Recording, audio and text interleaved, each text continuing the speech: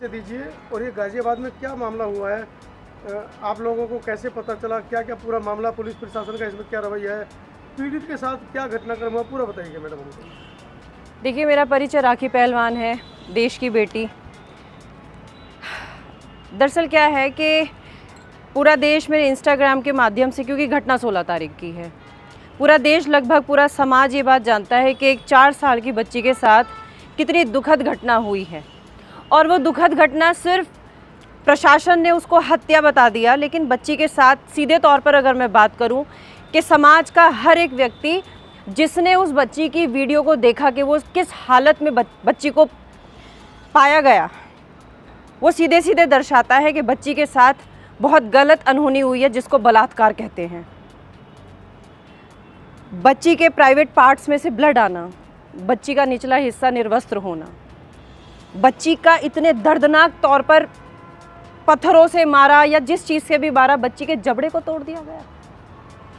नीचे का पार्ट सिर्फ निर्वस्त्र होने का क्या मतलब है? मुझे ऐसा लगता है अगर समाज में हर एक व्यक्ति, हर एक महिला अगर ये समझ सकती है ना कि उस वीडियो का क्या मतलब है या वो वीडियो क्या बच्ची की स्थिति को दर्शाता है, तो हर कोई जानता है कि बच्ची को न्याय नहीं मिला। ये हत्या नहीं, ये खाली हत्या नहीं, ये बलात्कार था। और उस दरिंदे ने इसको बलात्कार करके बच्ची की जितनी दुखद बेरहम हत्या की है, मुझे ऐसा लगता है कि उस बच्ची को न्याय नहीं मिल पाया, न्याय नहीं मिल पाया। जी, प्रशासन का क्या रवैया है इसमें? देखिए, प्रशासन का रवैया अगर मैं बात करूं कि प्रशासन, जिस समय मैं थाने में पहुंची, मैं एक महिला हूं, मुझे ऐसा लगता है कि मैं जिस उम्र में हूं सक्षम हूं आवाज़ उठाने के लिए।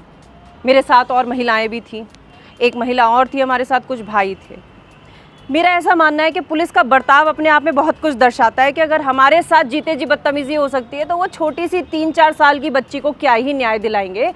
पुलिस को व्यवहारिकता सीखनी चाहिए, आम जनता के लिए सांत्वना होनी चाहिए।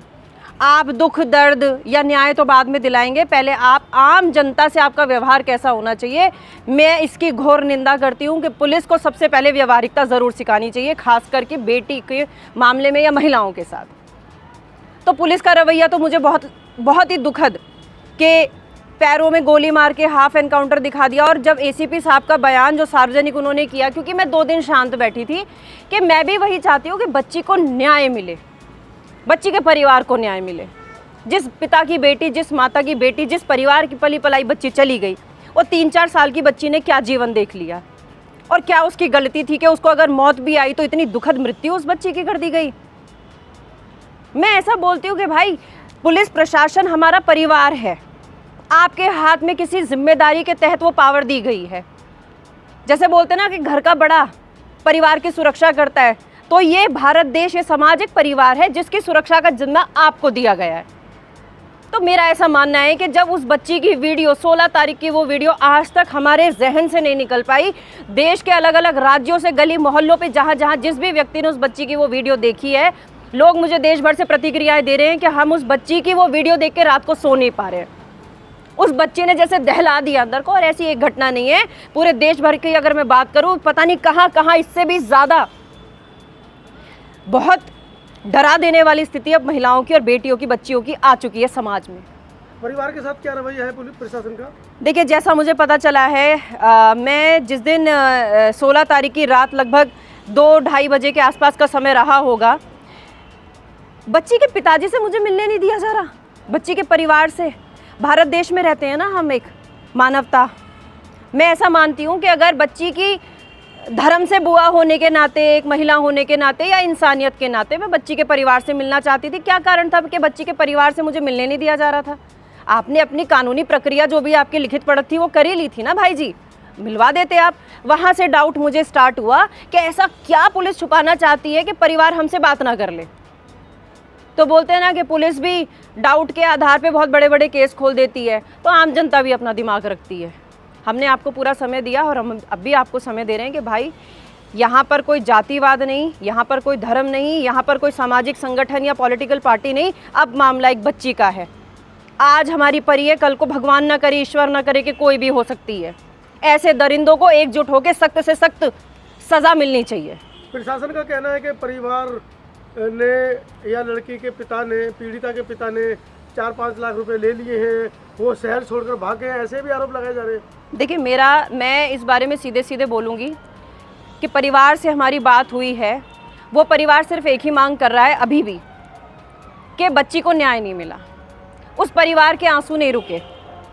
तो मुझे नहीं लगता इंसान चाहे गरीब हो चाहे अमीर हो, जिस माँ की कोख से पैदा हुई बच्ची का इस कदर उसके साथ बलात्कार करके उसको मार दिया गया, 5 लाख रुपए से उनकी भरपाई हो जाएगी। हम बेटियों की इज्जत नहीं बेचते, चाहे गरीब आदमी क्यों ना हो। शायद उसके पिताजी इतने सक्षम नहीं है कि अगर उनके हाथ में कुछ ऐसा दे दिया जाए कि वो उस दरिंदे को वहीं पहुंचा दे जहां पे बच्ची ना चाहते हुए भी पहुंचा दी उस दरिंदे ने। तो ऐसी ये जो खामखा की जो बातें उठ रही है ना, 5 लाख दे दिए गए, ऐसा कुछ नहीं। तो क्या रणनीति है आगे परिवार को न्याय दिलाने के लिए आप लोगों की? देखिए रणनीति कुछ नहीं है, इसको मैं कहती हूँ कि एकजुटता। आज पूरा देश, हम सामान्य से लोग हैं, आज पूरा देश इस बच्ची के लिए, क्योंकि देश में नवरात्रि चल रही हैं और वो 4 साल की बच्ची ना दुर्गा थी, बेटी देवी हम पूजते हैं ना नवरात्रि में, कन्याओं को पूजते हैं, वो कन्या थी। वो कन्या को भले से उन्होंने बहुत जल्दी से उस बच्ची को दफना दिया, वो ईश्वर के पास चली गई, लेकिन उसकी आत्मा अभी भी न्याय मांगने के लिए हमारे पास आई है। और पूरे देश की उम्मीदें हैं हमारे साथ, सारे हमारे भाई बहन, पूरा देश एकजुट हो चुका है इस घटना के साथ कि आगे हम किसी और को परी की तरह तो जाने नहीं देंगे। क्या कहना चाह रहे हैं डीएम से, कलेक्टर से गाजियाबाद के? हाथ जोड़कर, मैं हमेशा हाथ जोड़ती हूँ। दुख मुझे तब होता है कि जब आप जनता की जो उम्मीदें हैं उस पर खरे नहीं उतरते, क्योंकि न्याय देना आपके हाथ में है। आम जनता को वो पावर नहीं दी हुई है। हम आवाज़ उठा सकते हैं, लेकिन इंसानियत अपने अंदर थोड़ी सी बचा लो। मैं कमिश्नर साहब से, मैं डीएम साहब से और जितने भी अधिकारी इस इंटरव्यू के माध्यम से मुझे सुन रहे हैं ना, मेरे भाई, आप हमारे बड़े भाई हो, हम बहनें आपकी हैं, वो बिटिया आपकी भी थी। चाहे कारण कुछ भी हो, उस बच्ची को न्याय दे दो। सच आप भी जानते हैं, वो एकमात्र वीडियो बहुत कुछ दर्शाती है और आपके पास तो मुझे नहीं लगता साक्ष्यों की कमी होगी। आप बीड़ा तो उठाइए, आप नियत तो बनाइए, आप एक बार बाहर तो आइए। एक बार फिर ईश्वर आपको मौका दे रहा है, शायद वो परी ही आपको एक मौका दे रही है कि फिर से जनता का विश्वास जीत लीजिए। कि कोई महिला अगर आपके थाने में, आपकी दहलीज पर आने में जो डरने लगी है ना कि न्याय नहीं मिलेगा, वो विश्वास दोबारा से जनता पर बना दीजिए। अभी भी कुछ नहीं बिगड़ा, अभी भी। इस अपराध के पीछे कहीं ना कहीं नशाखोरी को मानती है? बिल्कुल मानती हूँ, क्योंकि जहाँ पर बच्ची को बरामद किया गया वहाँ पर नशे के इंजेक्शन मिले।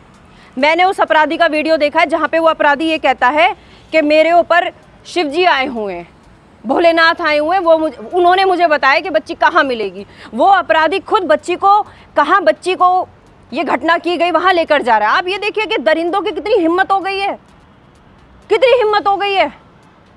उस बच्ची की स्थिति को अगर मैं सोचती हूँ कि जहाँ पर वो नशे के इंजेक्शन मिले, सुनने में आ रहा है कि वहाँ तौलिया भी मिला है उसका, वो तो पूरी प्लानिंग के तहत बच्ची इजी टारगेट थी। बच्ची की माता जी नहीं थी, बच्ची के पिताजी गरीब थे, पेंटिंग करने वाले, एक असहाय पिता को, उसकी बच्ची गली में खेल रही थी, आपने इजी टारगेट समझ के उसको उठा लिया।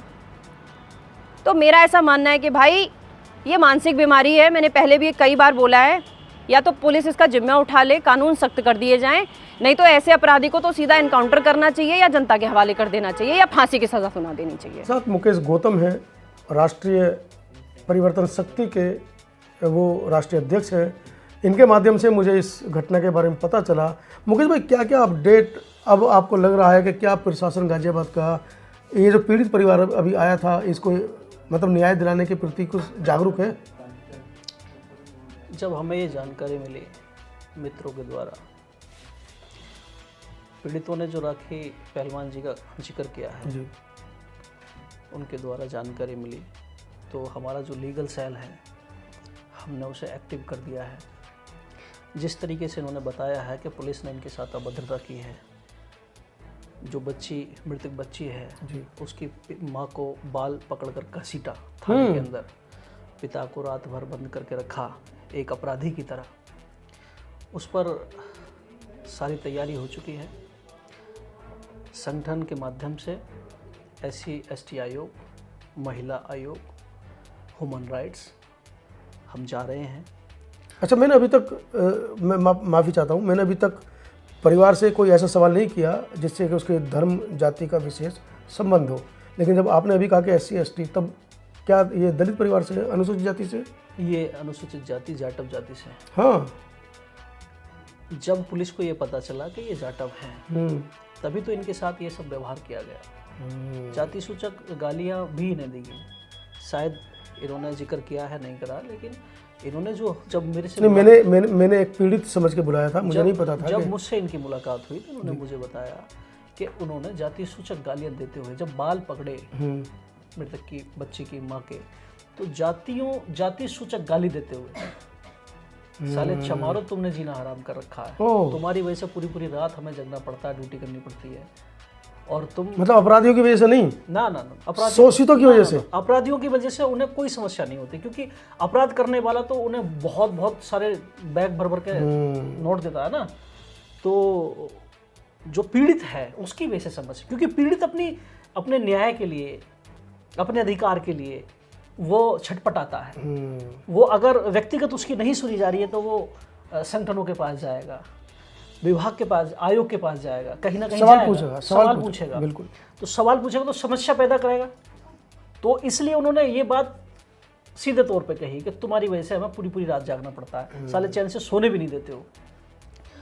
तो ये जो सारी समस्याएं हैं, इन्हें लेकर आयोग में हमारी बात चल रही है। अब आज सब कुछ कंप्लीट हो चुका है और हम जा रहे हैं आयोग में मिलेंगे चेयरमैन साहब से, हम महिला आयोग की चेयरमैन से भी मिलेंगे, बहन जी से, हम ह्यूमन राइट्स में भी मिलेंगे, और हम बस एक ही सवाल करेंगे कि क्या पुलिस अपराधी के लिए सजा देने के लिए है या पीड़ित को थाने में बंद कर उसे टॉर्चर करने के लिए है। हम ये पूछेंगे कि अनुसूचित जाति, अनुसूचित जनजाति के जो नागरिक हैं, क्या वो उनके साथ, उनके बच्चों के साथ बलात्कार होगा, उनका मर्डर होगा और उसके बाद पुलिस उन्हें ही थाने में बंद रखेगी? तो क्या ये न्याय है देश के अंदर? जो भारत के प्रधानमंत्री हैं वो ये कहते हैं कि हम सबके साथ हैं और सबको न्याय दे रहे हैं, लेकिन ऐसा नहीं है। उत्तर प्रदेश के मुख्यमंत्री बिल्डोजर न्याय के लिए जाने जाते हैं, और अभी तक इस घटना में गाजियाबाद के कमिश्नर का भी कोई बयान नहीं है जी। DM साहब का भी कोई संज्ञान नहीं है, लेकिन जो एक ACP हैं उनका बड़ा रोल है। क्या कह रहे हैं उनका? हमारे पास एक वीडियो है जिसमें पीड़ित अपने इच्छा अनुसार एप्लीकेशन भी पुट अप नहीं कर सका है। ACP साहब ने चौकी में बैठकर अपने हाथ से पहले रिमाइंडर तैयार किया, एप्लीकेशन का परफॉर्मा तैयार करा, उसके बाद कांस्टेबल को दिया, और कांस्टेबल ने बोलकर जो पीड़ित है उसके साथ में एक सज्जन है उनसे कहकर लिखवाया। हमारे पास वीडियो है, सबूत के साथ हम बोल रहे हैं। तो पुलिस किस तरीके से कैसे क्या करती है, ये आज की घटना, अब 16 तारीख में एक घटना हो गई, ये बहुत हीनियस क्राइम है।